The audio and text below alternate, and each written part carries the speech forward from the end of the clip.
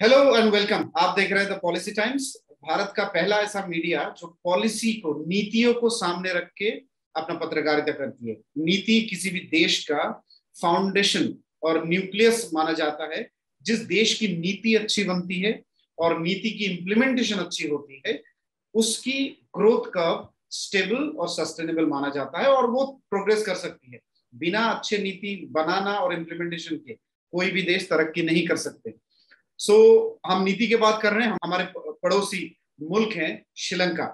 एक बहुत गहरी सिचुएशन से गुजर रही है। एक मेजर इकोनॉमिक क्राइसिस आज फेस कर रहे हैं। आप लोग न्यूज फॉलो कर रहे हैं, आप देख रहे हैं किस तरह से फॉर्मर प्रेसिडेंट, फॉर्मर जो लीडर हैं महिंद्रा राजापक्षे, आज उनको देश छोड़ के जाना पड़ रहा है। और पूरी देश में आज प्रोटेस्ट चल रहे हैं और रोकने का नाम नहीं है। हाल ही में हमने देखा कि उन्होंने एक प्राइम मिनिस्टर नियुक्त किया, रनिल विक्रमसिंघे, और किस तरह एक बलिष्ठ नेता है, इसलिए कई बार पीएम बन चुके हैं उस देश के। और ऐसा लग रहा है कि वो एक स्ट्रॉन्ग इनिशिएटिव लेके देश को वापस ले सकते हैं। श्रीलंका में क्या हो रहा है, क्यों ये इकोनॉमिक क्राइसिस, जब इस देश को सबसे मजबूत देश माना जाता था साउथ एशिया की, और महिंद्रा राजापक्षे किस तरह से राजनीति खेलते थे और किस तरह से उन्होंने इस देश को इस हालत तक आने दिया, क्यों आने दिया। और इंडिया, एक उनके पड़ोसी मुल्क जो लगभग सेम क्राइटेरिया और कंडीशन में चल रहे हैं, रन कर रहे हैं, क्या लेसन्स हमें लेने चाहिए, क्या डेंजर हमारे सामने है। इन तमाम सवालों का आंसर देने के लिए और हमें आंसर लेने के लिए हमारे साथ हैं जाने माने इकोनॉमिस्ट इंडिया के doctor Arun Kumar sir. Welcome sir हमारे शो में। सबसे पहले बहुत बहुत स्वागत सर। आप बेहतरीन जिस तरह से आप लीड कर रहे हैं, जिस तरह से इकोनॉमिक इश्यूज को सामने रख रहे हैं, हम आपको सल्यूट करते हैं। एक सिंपल सवाल सर, श्रीलंका आज जब माना जाता है, ये सबसे स्टेबल इकोनॉमी माना जाता था। हम लोग केस स्टडी एक्चुअली स्टडी करते थे श्रीलंका की, कि किस तरह से ये पर कैपिटा वाइज और इकोनॉमिक स्टेबिलिटी वाइज, सारे पैरामीटर वाइज एक स्टेबल इकोनॉमी थे। आज इस इकोनॉमिक क्राइसिस सिचुएशन में क्यों आया? देखिए, ऐसा है कि अर्थव्यवस्था श्रीलंका की पैंडेमिक के पहले काफी अच्छी चल रही थी और उसके सोशल पैरामीटर्स बहुत अच्छे थे। शिक्षा है, स्वास्थ्य है, उस सब में वो हमारे साउथ एशिया के जो देश हैं उनमें सबसे आगे था। तो अर्थव्यवस्था ठीक ठाक चल रही थी। अब हुआ क्या कि 2016 में उन्होंने आईएमएफ का कार्यक्रम अपनाया। अब जो आईएमएफ का कार्यक्रम होता है वो कहता है कि भाई आप बिजनेस को ज्यादा और सपोर्ट करिए। तो वो राइट विंग नीतियां भी होती हैं और सप्लाई साइड नीतियां होती हैं कि आप बिजनेस को सपोर्ट करिए, यानी कि उनका टैक्स कट कर दीजिए, उनको तरह तरह से और सपोर्ट दीजिए। तो उससे जो एक इनइक्वालिटी होती है, जो खाई होती है गरीब अमीर की, वो बढ़ने लगती है और उससे डिमांड पे असर पड़ता है। वो सिर्फ श्रीलंका की बात नहीं, वो हमारे भारत में भी हम देख रहे हैं कि सन 90-91 से जब से हमने ये आईएमएफ वर्ल्ड बैंक का प्रोग्राम अपनाया है, तब से हमारे यहाँ भी अमीर गरीब की खाई बहुत बढ़ गई है और उसका असर हमारे अर्थव्यवस्था पे दिख रहा है। तो सभी जगह ऐसा होता है। लेकिन एक खास बात है, श्रीलंका की अर्थव्यवस्था छोटी अर्थव्यवस्था है। वो सब चीज में सेल्फ सफिशिएंट नहीं हो सकती जिस तरह की एक बड़ी अर्थव्यवस्था भारत की, चीन की, अमेरिका की वो सेल्फ सफिशिएंट हो सकती है, वो नहीं हो सकता है। तो उसको कुछ चीजें एक्सपोर्ट करते हैं और कुछ चीजें इंपोर्ट करते हैं, है ना। तो जो खासकर जो चीजें इंपोर्ट करते हैं, जैसे कि एनर्जी है, फिर खाने पीने की वस्तुएं हैं, इस तरह की चीजें जो बहुत एसेंशियल आइटम्स हैं, वो इंपोर्ट करते हैं। अब उनका जो इंपोर्ट है वो उनके एक्सपोर्ट से बहुत ज्यादा था। तो वो कवर करते थे कि वो टूरिज्म बहुत होता था, वहां पे लोग टूरिस्ट बहुत जाते थे। फिर बहुत सारे श्रीलंकन विदेशों में बसे हुए हैं, वो रेमिटेंसेस वहां भेजते थे। तो ये दो चीजें थी जिसकी वजह से वो अपने को कवर कर लेते थे। और फिर उनका मतलब जितना इंपोर्ट करना होता था वो सब चीजें इंपोर्ट कर लेते थे। अब हुआ क्या कि पैंडेमिक के दौरान ये सारी चीजें रुक गई, टूरिज्म रुक गया, जो रेमिटेंसेज हैं वो बहुत कम हो गए। तो उसके चलते हुए उनकी समस्या बढ़ गई कि उनके पास पैसा नहीं बचा कि वो इंपोर्ट कर सके ये खाने पीने की वस्तुएं और जो एनर्जी है, जैसे कि गैस है, केरोसिन है, पेट्रोल डीजल है, इस सब के लिए उनके पास पैसा नहीं। और आज जो उनके पास पैसा बचा है वो सुनने में आता है सिर्फ $50 मिलियन, जो कि उनका 1-2 दिन की ही जरूरत के लिए पूरा है। तो हालांकि भारत ने $1.4 बिलियन पहले दिया, चीन ने पैसा दिया, फिर अब भारत और भी पैसा दे रहा है, डीजल वगैरह भेजा, पैडी भेजा, चावल भेजा, लेकिन वो पर्याप्त नहीं है। तो वहां पे जो है वो बड़ी बुरी हालत हो गई लोगों की कोई मतलब बता रहे थे कि 4-4 घंटे उनको डीजल पेट्रोल लेने के लिए पेट्रोल पंप पे खड़ा होना पड़ता है, पहले तो ढूंढना पड़ता है कहाँ है, फिर वो मिलता है तो भी वहां पे 4-5 घंटे की लाइन लग जाती है। फिर जैसे सिलेंडर, गैस का सिलेंडर भरना है, केरोसिन है जिससे कुकिंग होगी, तो 8-8 10-10 घंटे की लाइन लग जाती है। खाने पीने की कमी हो गई है, वहां पे दुकानों पे खाना पीना मिल नहीं रहा है पर्याप्त मात्रा में, तो भुखमरी एक तरह से हो गई, तो गरीबी बेतहाशा बढ़ गई है। तो जो एक तरह से खुशहाल देश था वो एकदम से गरीबी की तरफ आएगा, तो अपने आप ही एक सोशल एक्सप्लोजन हो गया। और तीसरी बात यह है कि वहां पे जो रूलिंग पार्टी, जो राजपक्षाज हैं, जो मतलब प्रेसिडेंट हैं, उनके भाई जो महिंदा राजपक्षा, जो पहले प्रेसिडेंट होते थे फिर अभी प्राइम मिनिस्टर हैं, है ना, वो हुए, उनके भाई हैं, उनके और परिवार के लोग हैं, वो सब कैबिनेट में और सब जगह हैं। उन्होंने, सुनने में आता है, करप्शन बहुत किया। तो ये जो राजपक्षा परिवार है, ये श्रीलंका की पॉलिटिक्स को बहुत डोमिनेट कर रहा था, क्योंकि महिंदा राजपक्षा की प्रेसिडेंटशिप में ही एलटीटी को हराया था, और गोटा राजपक्षा जो हैं वो उनके मिलिट्री में थे, तो डिफेंस मिनिस्टर वगैरह रहे थे, तो दोनों की साख बहुत थी, तो इसलिए वो इलेक्शन वगैरह जीत गए थे। और फिर अभी उन्होंने ये जो सारा वहाँ पे दोबारा जीतने के लिए उन्होंने बहुत ज़्यादा कॉम्युनल एजेंडा इस्तेमाल किया। जो वहाँ पे अटैक हुआ था चर्च पे, तो मुस्लिम के खिलाफ और तमिल के खिलाफ उन्होंने काफ़ी वो किया। तो ये जो बुद्धिस्ट लोग थे जो वहाँ पे डोमिनेंट हैं, तो उन्होंने जम के वोट किया और इनको दोबारा मतलब सत्ता में लाए। तो इन्होंने करप्शन बहुत किया, तो इस समय पब्लिक में ये फीलिंग है कि इनके करप्शन की वजह से देश का खजाना खाली हो गया। और इसीलिए वो पहले उन्होंने कहा कि जो प्राइम मिनिस्टर हैं महिंदा राजपक्षा वो जाएं, और फिर मतलब ये कि प्रेसिडेंट जो है गोटाबाया राजपक्षा वो जाएं। तो गोटा गो करके इस तरह से बहुत बड़े नारे वगैरह किए, और इसमें यूथ बहुत सामने है। और यूथ अब ये समझ गया है कि इन्होंने डिवाइड एंड रूल किया था, और जब मतलब कम्युनल डिवाइड किया था जिसकी वजह से जीते, इन्होंने बुद्धिस्ट को लड़वाया बाकियों से और उसके आधार पे जीते थे। तो इसलिए अभी सब मतलब जो यूथ है वो कह रहा है कि हम कम्युनल डिवाइड नहीं होने देंगे।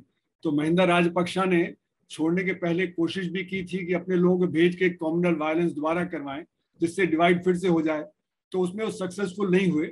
और फिर लोग नाराज होके उन्होंने जो महिंदा राजपक्षा है उनके घर को जला दिया। वहां पे मतलब तरह तरह की रोल्स रॉयस, पता नहीं क्या क्या पोर्श जैसी महंगी महंगी 10 कारें थी, वो सबको लोगों ने जला दिया। और राजपक्षा जी को बचाने के लिए नेवी का हेलीकॉप्टर आया, उनको फिर उठा के ले गया नेवल जो बेस है वहां पे त्रिंकोमली की, वहां पे उनको छुपा के रखा है। और लोगों ने फिर वहां पे भी उनको घेर लिया और वो कोशिश कर रहे थे कि उनको जो पकड़े। उन्होंने एयरपोर्ट पे चेक पॉइंट लगा दिया कि कोई भी जो एयरपोर्ट से ना निकल पाए।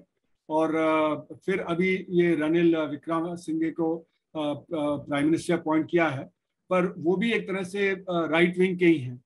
तो अभी प्रॉब्लम क्या थी कि कोई रूलिंग पार्टी में कोई ऐसा नहीं था जो कि नेगोशिएट कर सके बाहर के और देशों से या आईएमएफ से।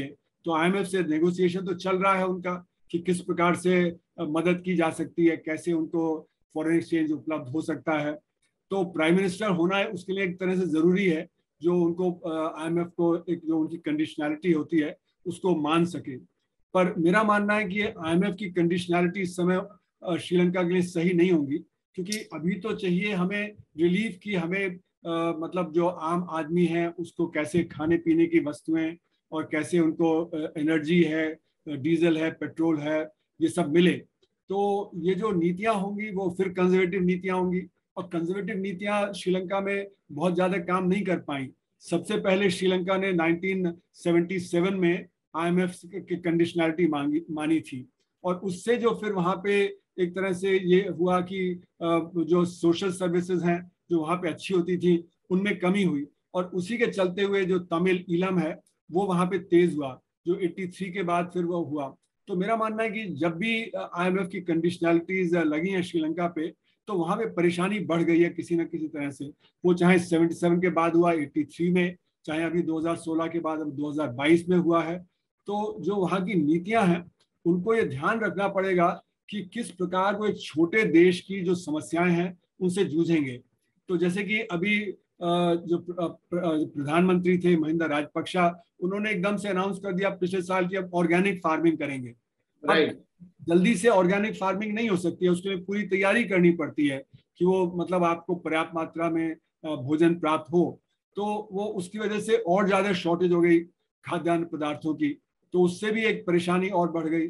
तो इस तरह की जो नीतियां हैं कि आपने एक तरफ जो फूड की शॉर्टेज क्रिएट कर दी, दूसरी तरफ आपका जो फॉरेन एक्सचेंज का रिजर्व कम होता चला गया पैंडेमिक के चलते हुए। तो ये लेसन है कि छोटी जो अर्थव्यवस्था होती है वो बहुत ज्यादा जो बुनियादी चीजें हैं उसके लिए विदेशी सप्लाई पे निर्भर ना हो। मैं एक सवाल को थोड़ा सा घुमा के कहना चाह रहा हूँ कि दो चीज हैं जो हम जिस बुनियाद पे श्रीलंका को एक मजबूत इकोनॉमी सोचते थे। एक तो चाइना का सपोर्ट। साउथ एशिया में अगर किसी कंट्री में सबसे ज्यादा पाकिस्तान के बाद सपोर्ट था वो श्रीलंका पे, क्योंकि श्रीलंकन पोर्ट चाइना ओन करते हैं। श्रीलंका के माने पैसे भी बहुत ज्यादा देते हैं श्रीलंका को चाइना। बहुत अलग अलग तरीके से एम्प्लॉयमेंट, बिजनेस और इंडस्ट्रियलाइजेशन ऐसे सपोर्ट करते थे।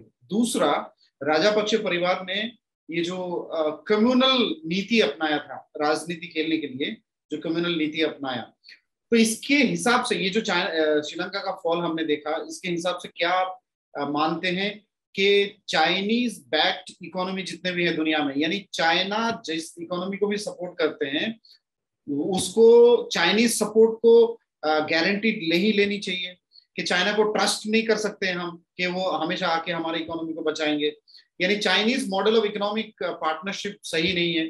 दूसरा, क्या इस तरह से कम्युनल पॉलिटिक्स जो होती है उससे हमारे देश को और हर देश को बचना चाहिए कि इकोनॉमिक पॉलिसी मेकिंग को ज्यादा रुझान होनी चाहिए, तरफ तजव्वुज देनी चाहिए, इंपॉर्टेंस देनी चाहिए, हाईलाइट देनी चाहिए? देखिए, ऐसा है कि जो वहां पे इंफ्रास्ट्रक्चर में इन्वेस्टमेंट हुआ वो चाइना ने सपोर्ट उनको किया वन बेल्ट वन रोड के पॉलिसी के तहत। और वो चाहते थे कि जो हम्बनटोटा जो पोर्ट है वो बहुत ही क्रूशियल है इंडियन ओशन के लिए, क्योंकि उसी जब लेन्स के थ्रू ऑयल उनका पास करता है, जो वेस्ट एशिया से ऑयल उनका जाता है, चाइना हेविली डिपेंडेंट है। तो एक तरफ मलक्का स्टेट्स में उनको जो बॉटलनेक है और एक यहाँ पे परेशानी का था, तो हम्बनटोटा जो पोर्ट है उसको चाइना वो चाहता था कि वहां पे उनका कुछ तरह से कब्जा सा रहे। तो जब वो फेल कर रहे थे, जब श्रीलंका इकोनॉमी, तो उन्होंने हम्बनटोटा पोर्ट को उन्होंने कहा कि तो ये आप ले लीजिए क्योंकि हम तो पे नहीं कर पा रहे हैं। तो जब उनका जो फॉरेन एक्सचेंज रिजर्व कम होने लगा तो उनका प्रॉब्लम होने लगा। तो ये जो वन बेल्ट वन रोड जो प्रोग्राम है जिसके तहत पाकिस्तान है, बाकी अफ्रीका है, बाकी श्रीलंका है, सब जगह चाइना के जो बहुत ह्यूज फॉरेन एक्सचेंज रिजर्व है वो इन्वेस्ट कर रहे हैं। तो उनका मकसद ये है कि सब जगह उनकी जो वर्चस्व है वो बढ़े। तो वर्चस्व कैसे बढ़ेगा? जब वो इंफ्रास्ट्रक्चर पे कंट्रोल करेंगे, उससे उनका जो ट्रेड है वो और बढ़ेगा।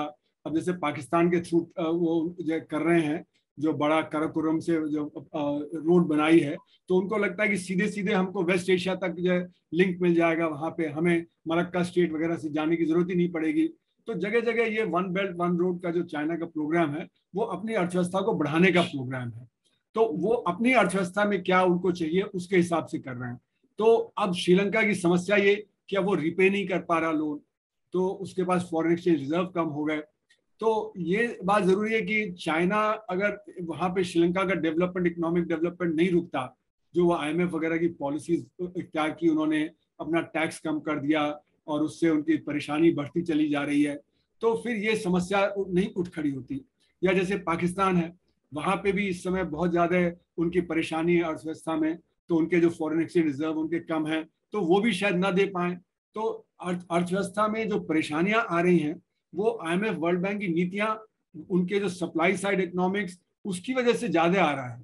और फिर ये जो इंफ्रास्ट्रक्चर वगैरह डेवलप हो रहा है वो मतलब चाइना की नीड के हिसाब से है, न कि जो श्रीलंका या पाकिस्तान की जरूरत के हिसाब से है।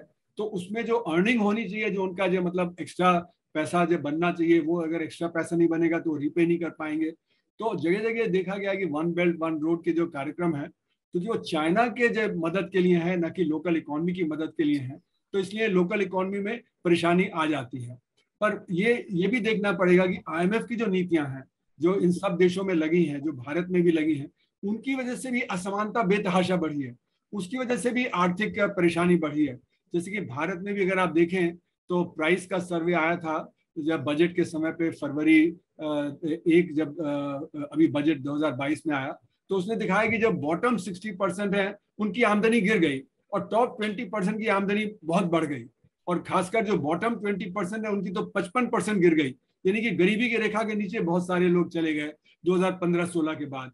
तो ये जो असमानता आई है दुनिया में कि गरीब हो गया और अमीर बेतहाशा अमीर हो गया, उसकी वजह से डिमांड कम हो जाती है, और जब डिमांड कम हो जाती है तो फिर जो अर्थव्यवस्था की रेट ऑफ ग्रोथ कम हो जाती है। जब अर्थव्यवस्था की रेट ऑफ ग्रोथ कम हो जाती है तो उससे फिर जो आपकी जो कैपेसिटी है अपने को और डेवलप करने की वो कम हो जाती है। तो हमारे जो इन्वेस्टमेंट रेट है जो 2012-13 में पीक पे था 36.5% पे, वो 30% पे आके गिर गया था। तो इससे भी एक परेशानी बढ़ जाती है। तो ये मेरा मानना है कि चाइना के जो इंफ्रास्ट्रक्चर का डेवलपमेंट का है, वन बेल्ट वन रोड, और IMF का जो है कि आप बिजनेस को कंसेशन दीजिए और उससे फिर आप डेवलपमेंट होगा, ये दोनों मिलकर क्राइसिस क्रिएट करते हैं। तो दोनों ये चीजें हमारे यहाँ मतलब भारत में भी आज लागू हो रहा है कि हम भी सप्लाई साइड नीतियां अपना रहे हैं, और फिर हम हाई कॉस्ट इंफ्रास्ट्रक्चर डेवलप कर रहे हैं, जैसे कि फ्रेट कॉरिडोर हैं, बड़ी बड़ी सड़कें वगैरह बना रहे हैं। वो सब हमने देखा 2007-8 के बाद कि उनमें बहुत लॉस हुआ, और वहां पे जो प्राइवेट सेक्टर था उसको फिर जब पब्लिक सेक्टर को देना पड़ा। तो ये जो हमारी नीतियां हैं, ये नीतियां भी हमारी सही नहीं है उसी प्रकार से। दूसरी बात जो आपने कही कि जो ये कॉम्युनल डिवाइड है, कॉम्युनल डिवाइड से होता क्या है कि इन्वेस्टमेंट क्लाइमेट खराब हो जाता है।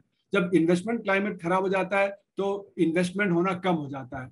तो खासकर जब इतना पॉलिटिकल और सोशल जो अपहीवल चलेगा तो उसमें कोई इन्वेस्टर इन्वेस्ट करने नहीं आएगा, और इन्वेस्टमेंट जब कम हो जाएगा, जैसे हमने देखा भारत में भी पैंडेमिक के पहले ही 23,000 हाई नेटवर्थ इंडिविजुअल भारत छोड़ के विदेश चले गए। तो जो मतलब जो अमीर हैं जो कि और इन्वेस्ट कर सकते हैं वो भी छोड़ के बाहर जा रहे हैं, क्योंकि हमारी जो इन्वेस्टमेंट क्लाइमेट है वो डिटोरेट कर गई, हमारे यहाँ डिमांड कम हो गई जो असमानता के चलते हुए। तो ये दोनों चीजें जो श्रीलंका में देखी गई कि एक तरफ जो कॉम्युनल डिवाइड है और दूसरी तरफ जो इंफ्रास्ट्रक्चर जिसकी जरूरत वहां पे नहीं है, जो उनके अर्थव्यवस्था के मुताबिक नहीं है, इन दोनों ने भी उनकी परेशानी का कारण और बढ़ा दिया। सर, ये IMF और वर्ल्ड बैंक का क्या कंडीशनलिटी और क्राइटेरिया रहते हैं? देखिए, ऐसा है कि जब भी किसी की बैलेंस ऑफ पेमेंट की समस्या होती है, जैसे कि आज श्रीलंका की है, या सन 91 में जब भारत की समस्या थी, तो उस समय हमको जाना पड़ता IMF के पास कि आप हमें कुछ मदद दे दीजिए जिससे कि हमें लोन और मिलने लगे। तो वो लोन देने के लिए वो कंडीशनैलिटी लगाते हैं। उसमें एक कंडीशनैलिटी होती है कि आपको वर्ल्ड बैंक के पास जाना पड़ेगा कि वो क्या कंडीशन लगाएंगे। तो इनको क्रॉस कंडीशनैलिटी बोलते हैं कि IMF कंडीशनैलिटी लगाएगा कि वर्ल्ड बैंक के पास जाओ, वर्ल्ड बैंक लगाएगा कि आप IMF की बात सुनो, है ना। और फिर एक सेक्टर से दूसरे सेक्टर, जैसे कि एनर्जी सेक्टर का जब हमने लोन लिया तो उन्होंने कहा कि नहीं, आपको RBI को ऑटोनॉमी देनी पड़ेगी, वैट को लागू करना पड़ेगा। अब ये जो एनर्जी के क्राइसिस था उसका वैट से और RBI की ऑटोनॉमी से कोई लेना देना नहीं, पर वो क्रॉस कंडीशनैलिटी लगा देते हैं जिससे कि आपकी अर्थव्यवस्था खुल जाए। तो जैसे कि जब आपकी अर्थव्यवस्था ज्यादा खुल जाती है तो विदेशों से माल ज्यादा आ जाता है, जो मल्टीनेशनल है उनको फायदा पहुंचाते हैं। तो जो कंडीशनैलिटी होती है वो प्रो बिजनेस होती है कि बिजनेस को आपको मदद करना है, और खासकर MNC जो है उसके लिए आपको क्लाइमेट क्रिएट करनी है कि उसको आसानी से आ जाए। पर जो गरीब अर्थव्यवस्था है वहां पे वो नीतियां सही नहीं तरह से लागू हो पाती हैं, या वो सही नहीं होती हैं। तो जैसे कि हमारे यहाँ असमानता बेतहाशा बढ़ती चली गई। अब ये वर्ल्ड बैंक भी रिकग्नाइज करता है कि जो उनकी नीतियां हैं वो जो गरीब आदमी है उसको और गरीब बना देती हैं। तो 1980s के दशक से वर्ल्ड बैंक के जो लोग हैं उन्होंने कहना शुरू किया कि हमें सेफ्टी नेट की जरूरत है, क्योंकि जो गरीब है वो और नीचे जाएगा, तो एक सेफ्टी नेट होना चाहिए। मतलब शिक्षा है, स्वास्थ्य है, खाना पीना है, इसके लिए उनको सपोर्ट मिलना चाहिए। तो इसीलिए हमारे यहाँ UPA 1 के दौरान आपने देखा right to education, right to food, rural employment guarantee scheme, mid day meal scheme, loan waiver, ये सारा लागू किया गया। अब समस्या ये है कि इतनी ज्यादा और असमानता बढ़ी कि अब वो कह रहे हैं कि इससे भी काम नहीं चलेगा, अब तो डायरेक्ट बेनिफिट ट्रांसफर, यानी कि गरीब के हाथ में डायरेक्टली पैसा दो। यानी कैपिटलिज्म का जो प्रिंसिपल है, कैपिटलिज्म का प्रिंसिपल है कि आप मुफ्त में किसी को पैसा नहीं देंगे, जब कोई काम करेगा तब पैसा मिलेगा। लेकिन अब वो भी प्रिंसिपल उन्होंने छोड़ दिया है, और अब वो कह रहे हैं कि भाई लोगों के हाथ में पैसा दो तो डिमांड बढ़ेगी, नहीं तो डिमांड नहीं बढ़ेगी तो ग्रोथ कैसे होगी। और मुझे तो इसमें हेनरी फोर्ड याद आते हैं, जिन्होंने 1910 में उन्होंने जब मॉडल T फोर्ड जब का बनाया था, जो मास प्रोड्यूस हुआ, उन्होंने कहा मैं मास प्रोड्यूस करके क्या करूंगा जब तक कि मेरा वर्कर कार नहीं खरीदेगा, क्योंकि अमीर तो थोड़ी बहुत ही कार खरीदेंगे। जब मास प्रोडक्शन करना है तो मास डिमांड होनी चाहिए। तो उन्होंने कहा हमें लिविंग वेज देना चाहिए वर्कर को, जब तक वो लिविंग वेज नहीं होगी तब तक वो नहीं होगा। तो इंडिया में तो हमारे यहाँ लिविंग वेज है ही नहीं। अब हमने पैंडेमिक में देखा कि 90% जो वर्कर्स हैं उन्होंने कहा कि हमारे पास तो एक हफ्ते का राशन खरीदने के लिए पैसा नहीं है, यानी कि वो कोई क्राइसिस से डील नहीं कर पाते क्योंकि उनकी लिविंग वेज नहीं है। उनके बच्चे किस तरह से पढ़ते हैं, किस तरह से वो रहते हैं, एक कमरे में 5 लोग रहते हैं, फिर जो स्वास्थ्य की सुविधा नहीं होती है, पर्यावरण उनका प्रदूषित रहता है, जिस कंडीशन में उस स्लम्स में रहते हैं वो बहुत ही प्रदूषित होता है, बीमारी बहुत होती है। तो कुल मिला के जो लिविंग वेज नहीं होगी तो फिर डिमांड नहीं होगी। तो जो IMF वर्ल्ड बैंक की कंडीशनलिटीज होती हैं वो होता है कि भाई कैसे बिजनेस को फायदा पहुंचाया जाए, वो उस पर आधारित होता है। वो वर्कर की तरफ नहीं ध्यान देते हैं कि वर्कर का जो क्या होगा, कि उसको लिविंग वेज मिल रही है नहीं मिल रही है। तो ये जो नीतियां हैं इनके चलते हुए श्रीलंका में भी परेशानी, और वो हमारे भारत में भी इस समय परेशानी बढ़ रही है। हालांकि सरकार ने पैंडेमिक के दौरान 5 किलो राशन दिया, गैस दिया, ये दिया, पर लेकिन अभी जो यूक्रेन वॉर के बाद जो गेहूं के दाम इतनी तेजी से बढ़ रहे हैं और यहाँ पे सूखे की वजह से गेहूं के जो फसल कम हो गई है, तो अब कह रहे हैं कि PDS में गेहूं देना बंद कर देंगे, अब तो सिर्फ पैडी देंगे या चावल देंगे। तो ये समस्या हमारे यहाँ भी बढ़ सकती है आने वाले समय। इंडिया को क्या चीज की केयरफुल रहना चाहिए सर, और श्रीलंका से क्या लेसन्स लेनी चाहिए और किस तरह से हमें केयरफुल लेना है? क्योंकि बहुत सारे पॉलिटिकल कमेंटेटर और इकोनॉमिस्ट का कहना है कि अगले 5 साल जिस तरह से इंडिया की इकोनॉमिक इंडिकेटर शो कर रही है, कहीं ना कहीं हमारा भी ऐसे इकोनॉमिक सिचुएशन हो सकती है। देखिए इस समय दुनिया भर में बहुत अनिश्चितता काल है, क्योंकि अभी हम पैंडेमिक से पूरी तरह निकल नहीं पाए हैं और यूक्रेन में युद्ध शुरू हो गया है। यूक्रेन के युद्ध शुरू होने से सारा का सारा जो कैलकुलेशन था वो सब गड़बड़ा गया। जो अर्थव्यवस्था निकल भी रही थी वहां पे परेशानी हो गई, क्योंकि इन्फ्लेशन तेज हो गया।